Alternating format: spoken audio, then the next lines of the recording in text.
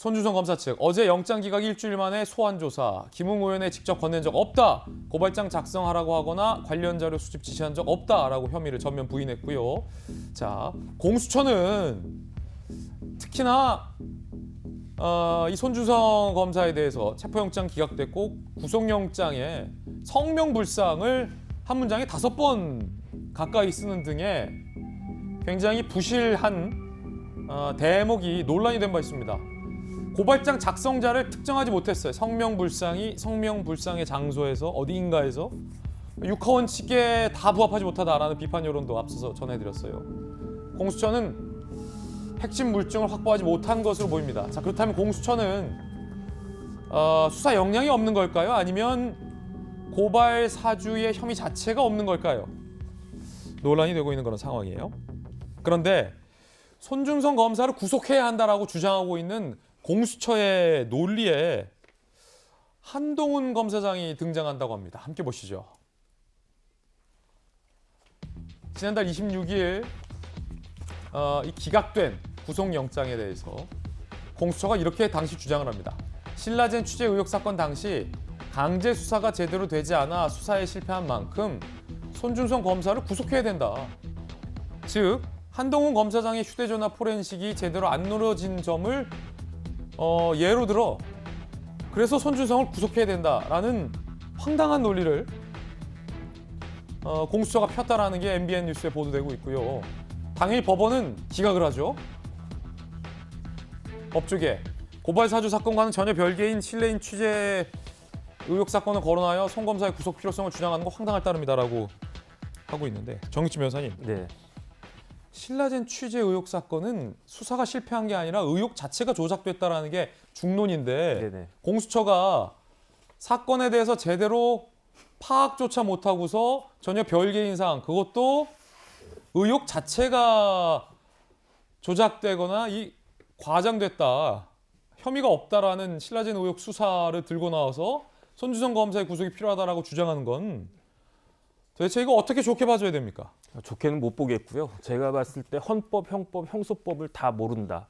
일단은 뭐 신라젠 취재 의혹 사건도 그렇고 손준성 검사도 그렇고 원래 우리 헌법은 무죄 추정의 원칙이 있는 것인데 그런데 오히려 공수처에서 유죄를 추정을 한 것이 아닌가. 더군다나 자기 사건도 아닌 그 신라젠 사건 자체를 이거 유죄가 나왔어야 된 사건인데 뭐 이러이러하게 실수를 해가지고 무죄가 뭐 제대로 밝혀지지가 않았다. 이런 논리니까 이거는 말이 안 된다라고 생각을 하고 형법도 정말로 어떻게 저렇게 그 수사를 할까. 예. 직권남용죄에서 제일 중요한 건 누구냐면요. 고발장 작성자거든요.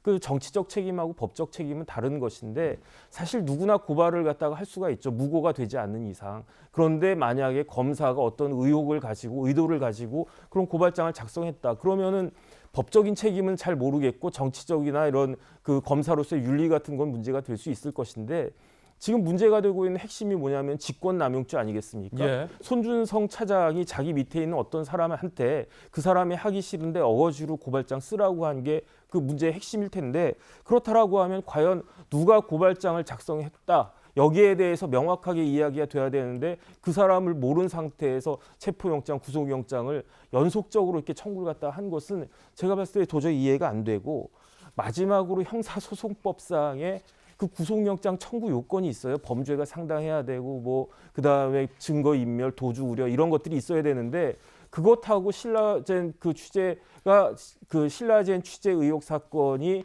그 검찰에서 그 의도한 바와 같이 해결되지 않은 것과 무슨 상관이 있는 것인가? 이거야말로 견강부회에다가 정말로 법을 좀 무시한다라고 하는 것을 스스로 드러내고 있는 속마음을 드러내고 있는 그러한 이야기가 아닌가 황당하다는 생각이 듭니다. 정익진 변호사의 강력한 비판, 또 판사 생활 20몇 년 하셨으니까 전주혜 의원님, 네. 신라젠 취재 의혹 사건과 연루된 가장 핵심 기자는 무죄를 받았습니다. 네. 그리고 그 의혹 자체는 아예 성립하지 않은 의혹이다라는 것이 법적으로도 다 판명이 난 건데 공수처가 저 의혹을 거론하면서 전 검찰의 수사가 실패했다. 그리고 그 이유가 한동훈 검사장의 휴대전화 때문이다라는 황당한 논리로 손준성 검사가 구속돼야 한다라는 이유를 들었다는 건 정익진 변호사님께서는 아예 법률 상식이 부족한 거 아니냐라고 비판해 주셨는데 판사 입장에서 보실 때는 어떻습니까? 그러니까 이제 영장이 기각될 수밖에 없었겠다. 이제 그런 저런 생각이 드는 기각된다. 거죠. 저런 기각된다. 저런 논리를 뭐 어느 판사가 설득력있게 듣겠습니까? 거기다가 영장 청구 뭐 사실에 성명 불상자가 여러 명이 지금 여러 번이 나온다는 거 아니에요? 이렇게 특정이 안 된 상태에서 영장이 발부될 수는 없는 것이고요. 뭐 다른 것보다 체포영장이 기각됐기 때문에 구속영장을 발부한다. 이것은 제가 아무튼 들어보지도 못한 선례일 뿐만 아니라 지난주에 있었던 그 인권위원회 그 국감에서도 송도한 그 인권위원장조차도 이것은 굉장히 뭐 전례가 없는 것 같다 이제 이렇게 말씀을 하셨습니다. 예. 그리고 하나 유감스러운 건 사실 이제 올 초에 그 공수처장 김진우 공수처장에 대한 인사청문회도 법사위에서 했습니다만 사실 김진우 공수처장이 굉장히 강조했던 게 인권이거든요. 굉장히 인권에 친인권적인 수사를 하겠다. 본인이 그렇게 여러 차례 얘기를 했어요. 그런데 예. 현재 이루어지고 있는 이 공수처의 이 수사 지금 방식은 인권에서 굉장히 멀어지고 있다. 이러한 유감의 말씀을 드립니다. 그렇군요. 자, 두 분 법조인의 말씀 들었습니다. 할 말은 많지만 하지 않겠습니다. 저는